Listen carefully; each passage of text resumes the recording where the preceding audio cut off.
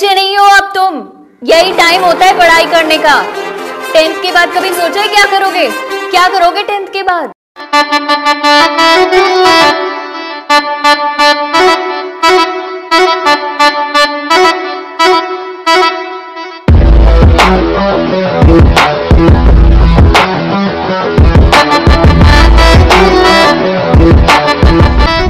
कसा वाटला इंट्रो हे कमेंट करून नक्की सांगा। तर मित्रांनो, खूप लोकांच्या अशा मागण्या होत्या की ताई आम्हाला शेळी पालनाविषयी माहिती पाहिजे आहे, त्यावर एक व्हिडिओ बनवा।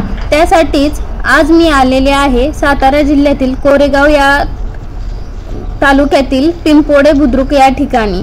इथे ओमकार गोट फार्म म्हणून बोर व सानेन जातीच्या बकरींचे पालन गेल्या 21 वर्षांपासून केले जाते।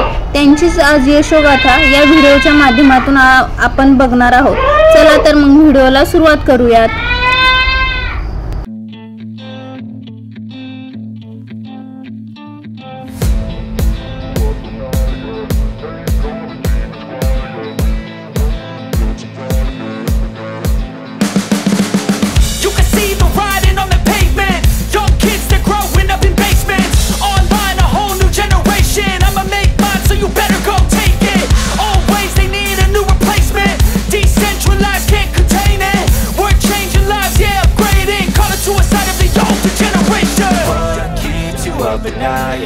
Make all the demons quiet, yeah. We were built to thrive, yeah.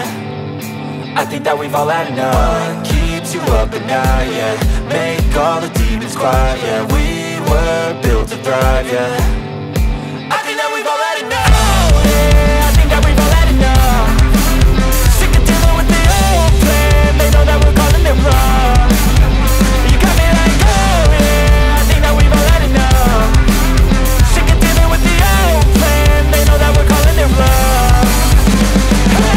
It's too late to try to go contain it. A generation fueled by creation. We live lives on a small screen nation. We control the airwaves, no negotiation. I refuse to think we need saving. Something good will come from creation. And when we think that the world is too anxious, we'll adapt, evolve, survive and save it. What keeps you up at night, yeah. Make all the demons quiet, yeah. We were built to thrive, yeah. I think that we've all had enough. What keeps you up at night, yeah. Make all the demons quiet, yeah. We were built to thrive, yeah. I think that we've all had enough, yeah. I think that we've all had enough. Sick of dealing with the old plan. They know that we're calling it wrong. You got me like, oh yeah. I think that we've all had enough. Sick of dealing with the old plan. They know that we're calling it wrong.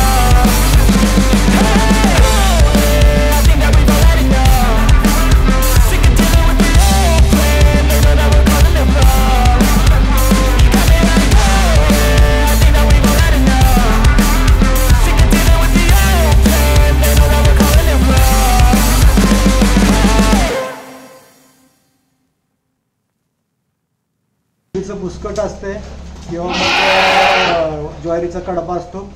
त्यानंतर आपण मुरगास म्हणतो, मकेपासून कडवळापासून मुरगास बनवतात ते सुद्धा आपण तयार करतो।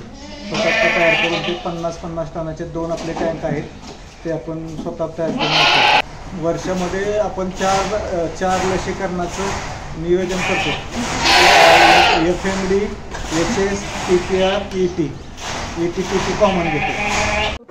African बोरचा mail जर आपण आपल्या लोकल उस्मानाबादी किंवा शिरोई वगैरे शेळ्यांना जर वापरला तर सर्वसाधारण 1.5 पट वजनवाढीचा रेशो वाढतो। जर आपलं देशी शेळीचं पिल्लू जर 6 महिन्यामध्ये 12 ते 15 किलोचं जर वजन देत असेल तर ते बोर क्रॉसमध्ये 22 ते 25 किलो 6 महिन्यामध्ये त्या पिल्लाचं वजन येतं।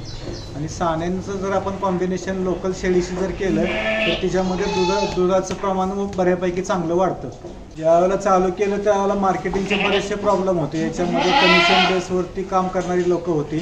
त्यानंतर आपला ट्रॅक व्यवस्थित हळूहळू आपण सरळ मार्गे काम करत असल्यामुळे ट्रॅक आपला परफेक्ट झाला।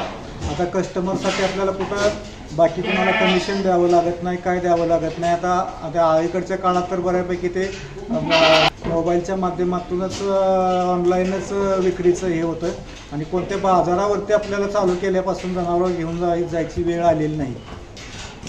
त्याची चांगली क्वालिटी आपण मेंटेन केल्यामुळे त्याचे कस्टमर चांगले आपल्याला भेटत आहेत आणि कस्टमरचा रिप्लाय पण आपल्या बाबतीत चांगला आहे. आतापर्यंत आपण बेंगलोर, हुबळी, चेन्नई, गुजरात, हैदराबाद, तेलंगणा इथपर्यंत मार्केटिंगसाठी आपली जनावर तिथपर्यंत सेल झालेली आहेत. मुंबई, पुन्हा तर आपल्याला रेग्युलर लोकललाच पडतो बऱ्यापैकी. जनावर विकल्यानंतर जर काय प्रॉब्लेम आले असतील, काय आले असतील तरी आपण त्यांना ते फोनवरून सर्व सजेशन देऊन कोणतं मेडिसिन वापरायचं, काय करायचं हे पण सांगतो.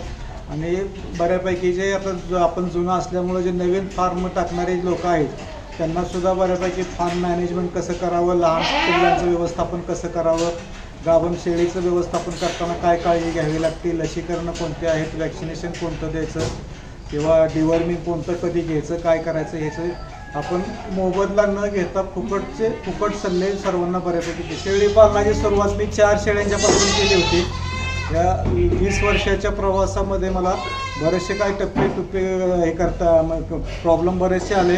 चांगल्या लोकांचे सल्ले भेटले, त्याच्यातून बरंच काही शिकण्यासारखं भेटलं.